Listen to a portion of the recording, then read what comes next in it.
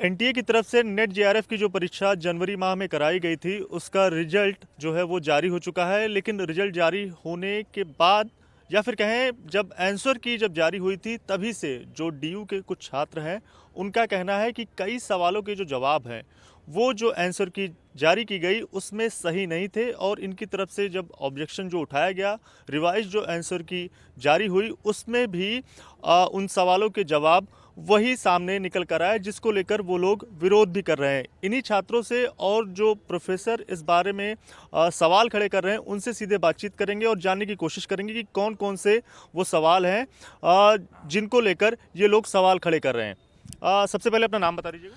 मेरा नाम विकास कुमार मिश्रा है।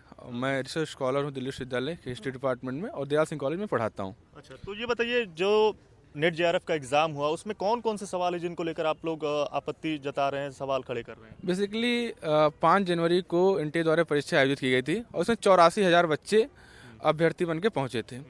परीक्षा सही तरीके से हुई और 14 जनवरी को इस परीक्षा का प्रोविजनल आंसर की ऑनलाइन मोड में हुआ था तो आंसर की जारी की गई।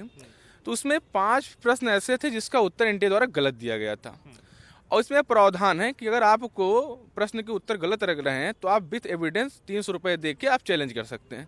बहुत से बच्चों ने चैलेंज किया, कुछ कोचिंग संस्थानों ने भी चैलेंज किया विथ एविडेंस। इग्नू के मटेरियल्स यूज किया गया, जो मानक किताबें उसको यूज किया गया।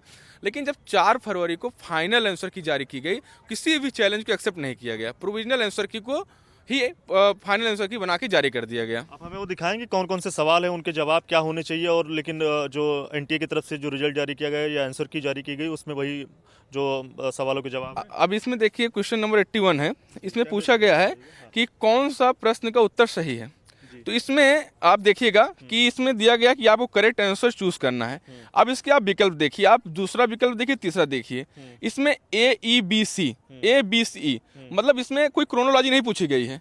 इसमें पूछा गया कौन सा कथन सही है। तो अब दोनों आप आंसर देखिए सेम है। तो इसका उत्तर क्या होना चाहिए? 2, 3 दोनों होने चाहिए।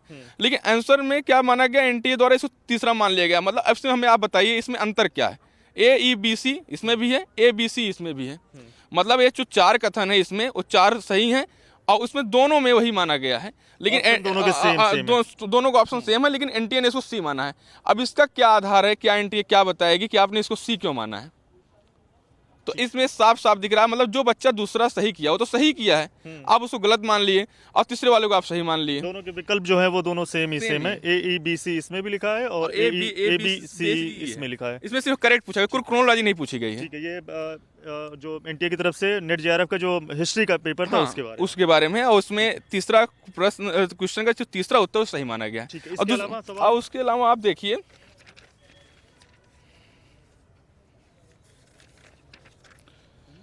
हाँ, अब देखिए यह क्वेश्चन पूछा गया, इसमें हमें अरेंज करना है जो मूवमेंट हुए क्रोनोलॉजी के बेस पे। अब इसमें बंगाल इंडिगो कल्टीवेशन रिवोल्ट पूछा गया, भील रिविलियन है, संथाल रिविलियन, डेक्कन राइट्स है और मोफला मूवमेंट है। ठीक है, अब इन 5 मूवमेंट को हमें क्रोनोलॉजी बेस में सही करना था। एनटीए के द्वारा इसका उत्तर बी माना गया है, मतलब इसका BCEAD माना गया है। लेकिन जब हम इसकी क्रोनोलॉजी के देखते हैं तो सबसे पहले हमारे सामने आता है कि सबसे पहले जो 1818 में हुआ था भील मूवमेंट हुआ था। तो इसका उत्तर आप देखिए, हमने बिग फाइट इसको यूज किया है। इसका क्रोनोलॉजी है, आंसर इसका सही होना चाहिए डी। आप देखिए हमने इसमें आप इसको देखिए और इसमें हमने एविडेंस सहित उनको भेजा भी था। इग्नू का जो मटेरियल है उसको स्टैंडर्ड मटेरियल माना जाता है और वो अप्रूव होता है यूनिवर्सिटीज द्वारा। ठीक है, उसमें भील रिविलियन को 1818 माना गया, संथाल मूवमेंट को 1855 में माना गया, बंगाल इंडिगो रिवोल्ट को 1859 माना गया, डेक्कन राइट्स को 1875 माना गया, मोफला को 1921 माना गया। ये इसमें अगर हम देखेंगे तो ये उत्तर होना चाहिए डी। बी सबसे पहले होना चाहिए, फिर सी होना चाहिए, फिर ए, फिर डी, फिर ए। लेकिन उन्होंने सबसे पहले बी के बाद सीधा सी लेकर आ गए हैं, संथाल रिविलियन। ठीक है, लेकिन सी के तक ठीक है, सबसे अंतिम मोफला हुआ था, लेकिन इसमें मोफला को सीधा लोग संथाल के बाद ला दिए हैं। ठीक है, तो एनटीए की तरफ से जो इसमें जवाब दिया गया वो सही नहीं है, ये आप सही नहीं है, सही नहीं है। ऐसे कितने सवाल है कुल? ऐसे टोटल 5 सवाल। अब इसमें देखिए एक फैक्चुअल मैं क्वेश्चन आपको दिखा रहा हूँ जिसमें साफ साफ दिया हुआ है कि यहाँ एनटीए पूर्णतः एकदम एक क्या कहा जाए, इसमें उसको शब्द ही नहीं है उसके लिए। अब इसमें पूछा गया है कि गुप्ता एम्पायर के प्रांत को क्या कहा जाता था। आप देखिए इसमें ग्राम दिया गया, मंडल दिया गया, भुक्ति दिया गया और विषय दिया गया है। 4 विकल्प दिए गए हैं। आप किसी भी प्राचीन भारत संबंधी पुस्तक को देखेंगे, चाहे उपिंदर सिंह हो, चाहे किसी भी रामशरण शर्मा हो, सब ने या फिर उनके जो प्राथमिक सोर्स हैं, इंस्क्रिप्शंस हैं, उसमें भुक्ति कहा जाता है गुप्ता प्रांत को। इन्होंने माना है मंडल। बुक आप दिखाइएगा, मैं किताब भी लेकर आया हूँ आपके साथ, मैं इस किताब में भी दिखा देता हूँ। कौन सी किताब का रेफरेंस दे रहे हैं? प्राचीन भारत का इतिहास संस्कृत केसी स्वाद, इलाहाबाद विश्वविद्यालय में सीएमपी एक कॉलेज, वहाँ के एचओडी बने हैं हिस्ट्री डिपार्टमेंट के। आप देखिएगा, मैं आपको दिखाता हूँ। इसमें साफ साफ लिखा है कि प्रांत को देश, अवनी अथवा भुक्ति कहा जाता है। देखिए ना, प्रांत, देश अथवा अवनी भक्ति, साफ साफ लिखा हुआ है। ठीक है, तो ये जो ऑब्जेक्शन है वो आप सबकी तरफ से उठाया जा रहा है। आप लोग जब आंसर की पहली जारी हुई थी तो आप लोगों ने एनटीए ऑफिस जाकर वहाँ पे शिकायत नहीं दर्ज कराई थी क्या? हमने वहाँ पे ऑनलाइन शिकायत, ऑनलाइन शिकायत विद चैलेंज पैसा देके करा चुके थे। 300 रुपए भी लेते हैं लोग चैलेंज कराने के लिए। 300 रुपए के साथ हमने चैलेंज कराया, ठीक है, लेकिन तब भी इन्होंने अपने किसी भी दिए गए गलत उत्तर को सही नहीं किया। मतलब सीधे तरीके से दादागिरी की कि हम जो मान रहे वही सही है, हम किसी भी साक्ष्य में नहीं मानते। आपने हिस्ट्री का एग्जाम दिया था? जी। तो जो सवाल हैं, ऑब्जेक्शन जिसको लेकर उठा रहे हैं, यही सारे सवाल हैं जिनको लेकर आप भी सवाल खड़े कर? कुल 9 सवाल हैं जिसके आंसर चेंज होने चाहिए और री रिलीज होना चाहिए कट ऑफ, बट ऐसा कुछ हुआ नहीं और एनटीए के एंड से बहुत बड़ी मिस्टेक है, जिसके कारण बहुत सारे स्टूडेंट प्रभावित हैं और उन्हें इस पर विचार करके दोबारा आंसर और रिजल्ट दोनों जारी करना चाहिए। आपने भी एग्जाम दिया था, क्या नाम है आपका? गौतम माता नाम है। आंसर की जो रिलीज किया गया वो गलत आंसर के बेस पे रिजल्ट जारी कर दिया गया। तो बहुत सारे जो छात्र हैं जिनका अगर सही आंसर की रिलीज होता तो उनका नेट और जेआरएफ का एग्ज़ाम हो जाता, परंतु गलत आंसर के बेस पे पूरा रिजल्ट जारी कर दिया गया है। तो जिनका सही होने के बावजूद जिनका होना चाहिए था उनका नहीं हुआ। आपने क्या टिक लगाया था उस सवालों में जिस पे लेकर आप ऑब्जेक्शन उठा रहे हैं, उसमें आपने क्या टिक लगाया था? मैंने तो भुक्ति किया था जिसमें प्रांत वाला है, और ये क्वेश्चन में भी पूरा ड्रॉप होना चाहिए जिनका कोई भी आंसर सही नहीं है। अच्छा, ये सवाल ही मतलब बदला जाना चाहिए? हाँ, सवाल ही गलत पूछा गया है। अच्छा, इनमें कोई भी आंसर सही नहीं होगा। अच्छा, हाँ, लेकिन में से भारत को एकता और अखंडता के बारे में कौन से कथन सही है? हाँ, जैसे इसका क्वेश्चन है ना, तो ये न्यायमूर्ति एस के दास नहीं होगा बल्कि एस के धर होगा ये। और इसका जैसे ये समिति सही है, ये भी सही है, ठीक है, और ये तीनों क्वेश्चन गलत है, लेकिन ये सब में ऑप्शन है तीनों में। और देखिए, हाँ, CDE, तो इसमें देखिए ऑप्शन नहीं है इस वजह से। हाँ, इस वजह से हाँ, ये भी मतलब ऑप्शन भी जो दिए गए हैं वो भी गलत है। हाँ। जी, आपका क्या नाम है? चेतविक शर्मा नाम है मेरा, मैं भी इसी विश्वविद्यालय में पढ़ता हूँ। मैंने भी ये दिया पेपर था? दिया था जी, मैंने भी एग्जाम दिया था और 2 प्रश्नों से मेरा जेआरएफ भी रह रहा है।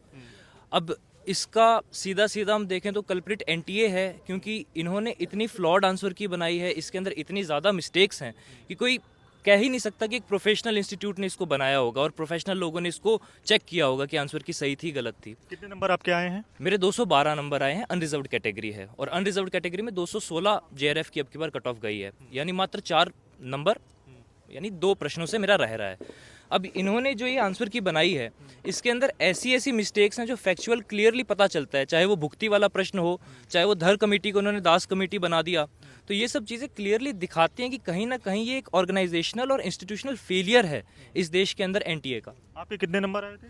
मेरा 98 आए थे और मेरा जेआरएफ के लिए 103 गया था, तो 5 नंबर से छूट गया। तो ये अगर इसके आंसर बदले गए तो फिर हो जाएंगे मेरा जेआरएफ। आपने भी एग्जाम दिया? क्या नाम है आपका? मेरा नाम चंद्रजीत है और मैं PhD स्कॉलर हूँ दिल्ली विश्वविद्यालय में और PGDAV कॉलेज में मैं पढ़ाता हूँ।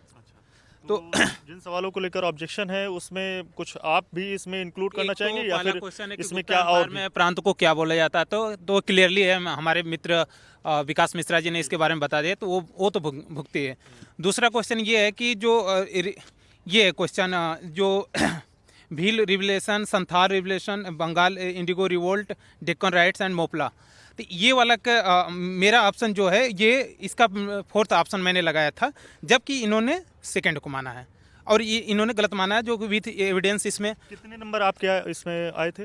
पहले 91, 92 मेरे सही हो रहे थे, जो कि आंसर की थी।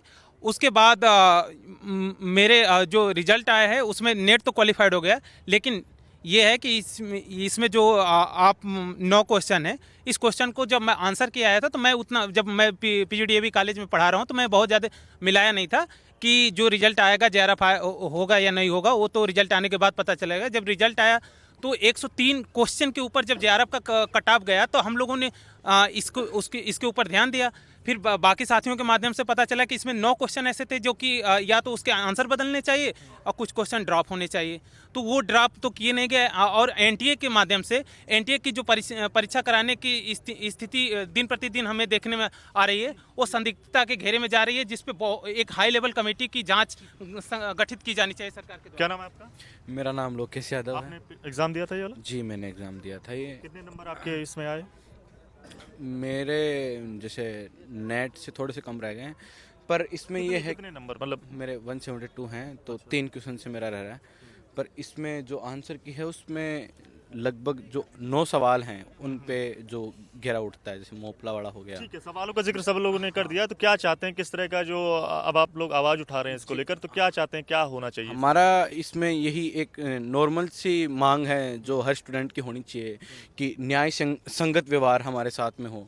जो भी न्याय है कि जस्टिस हमें मिले, जस्टिस इन द सेंस कि कम से कम कि इन सवालों को रिव्यू किया जाए, एक कमेटी बिठाई जाए, जो भी है इन सवालों को वापस एक बार देखा जाए। यदि ये सवाल सही हैं, हालांकि सही ही हैं, जो हम ये विद एविडेंस से दिखा भी रहे हैं इसमें, तो हमारा यही कहना है कि इन आंसर्स को बदला जाए और रिवाइज्ड आंसर की लागू की जाए और उसके आधार पे मेरिट लिस्ट आए और रिजल्ट आए। ठीक है, आखिर में एक सवाल मेरा ये रहेगा कि अगर अब तो रिजल्ट भी जो है वो भी जारी कर दिया गया 4-5 फरवरी को, जो रिजल्ट है उसका नेट का वो भी आ गया है, समय भी लंबा बीत गया है, तो अब चांस बहुत कम है कि इसके जो नेट है, जो एनटीए है, वो इस पर कुछ एक्शन ले। अब आपका आने वाले दिनों में क्या कदम रहेगा? हाँ, सबसे पहले सर हम यही चीज़ कहना चाहेंगे कि यहाँ पे जितने भी लोग हैं, ये भारत की जो सबसे ग्रामीण पृष्ठभूमि है वहाँ के बच्चे हैं। मैं अपना अनुभव बता रहा हूँ, मैं जेआरएफ क्वालिफाई हूँ 2023 में। मेरी एक परीक्षा निकलने मात्र से मेरे घर की आर्थिक पृष्ठभूमि बदल गई, हमें 50,000 रुपये मिलने लगा। मतलब एक परीक्षा कितना मायने रखती मैं बता रहा हूँ बच्चों के लिए, कि आदमी पीएचडी में एडमिशन लेगा 50,000 रुपये मिलेगा, असिस्टेंट प्रोफेसर बन सकता है। लेकिन एनटीए की एक छोटी सी गलती 84,000 बच्चों के जीवन बर्बाद कर रही है। हमारी इतनी सी मांग है कि आप अगर अपनी भूल सुधार कर लेंगे, आपके पास अधिकार है कि आप उसको रिवाइज आंसर की। ऐसे कई परीक्षाओं में, उत्तर प्रदेश में ऐसी कई परीक्षाएं हुई हैं जहां पे कोर्ट के आने के बाद आयोग ने उत्तर बदला है और रिजल्ट जारी किया है। इसीलिए आंसर की का प्रावधान दिया जाता है, प्रोविजनल आंसर की जारी की जाती है, फाइनल आंसर की जारी की जाती है। तो हमारा मांग है कि आप रिजल्ट ठीक कीजिए और जो बच्चे इसमें आ सकते हैं उनको लाइए, मैक्सिमम बच्चों का आप कल्याण कीजिए इसमें। ठीक है, तो छात्रों के हित में जो एनटीए की तरफ से जो कदम है वो उठाए जाने चाहिए। ये जो डीयू के छात्र हैं और उनके साथ जो प्रोफेसर कुल 9 सवालों को लेकर सवाल खड़े कर रहे हैं कि चाहे इनके जवाब जो हैं, ऑप्शन जो हैं वो सही नहीं है, जो एनटीए की तरफ से नेट जेआरएफ के हिस्ट्री के पेपर को लेकर जारी की गई थी और इनके ऑब्जेक्शन के बाद उनको बदला नहीं गया। तो देखने वाली बात होगी क्या एनटीए इन छात्रों और प्रोफेसर की आवाज़ को सुनेगा और क्या इनका सलूशन निकल कर सामने आएगा। कैमरा पर्सन वीरेश के साथ दिव्यांकर तिवारी, एनडीटीवी इंडिया, दिल्ली।